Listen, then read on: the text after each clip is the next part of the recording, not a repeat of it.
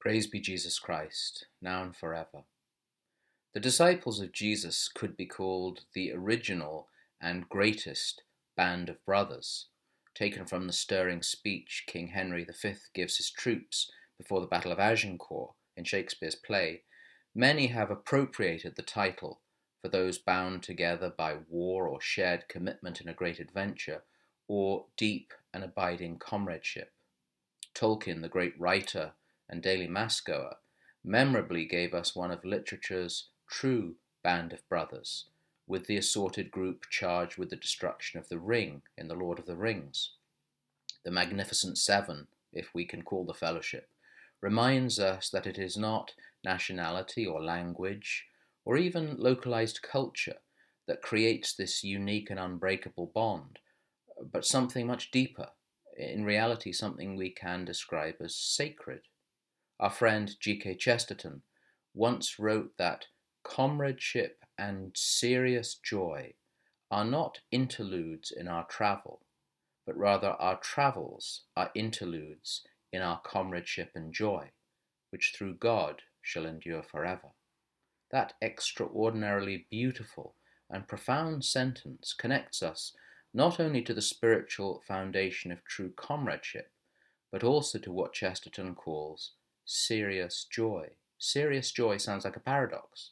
Chesterton liked those, but this is not a paradox. Ephemeral joy, fleeting joy, or much of what we think will bring us joy is not serious joy. Similarly, much of what we think will give us true comradeship does not have the power to truly bond. Only through God, through knowledge of His Son and our Christian faith, what we experience of comradeship and serious joy on earth is not only what endures, but is a foretaste of the kingdom to come. The only serious joy it is possible to experience is the joy of the gospel. Only through the gospel can true brotherhood or real comradeship be firmly established and experienced.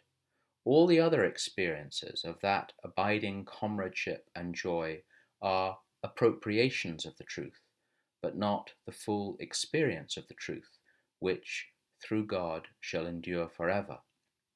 Pope Benedict once described the cross, paradoxically, as the centre of the good news.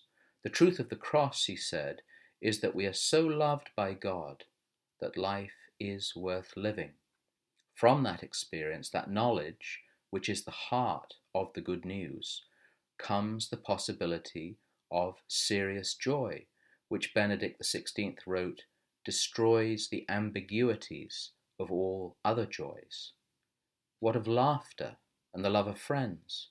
Pope Benedict ended his reflection with a thought that could occupy not just one gospel nugget, but a whole book. He wrote, "Deep joy is also the true prerequisite for a sense of humour, and thus humour is, in a sense, the measure of faith." Meditate on that stunning statement.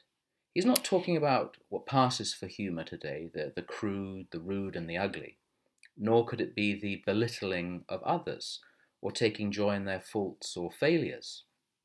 It's the humour characteristic of so many saints.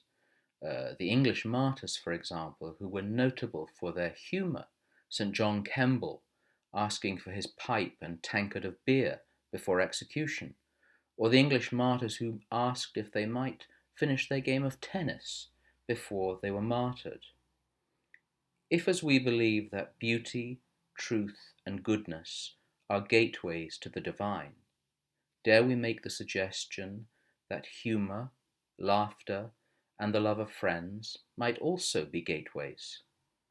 When true humour, comradeship, and serious joy are experienced, a moment of evangelization might be opening, and conversely, the lack of humour might be a great obstacle to faith, apart from being miserable company.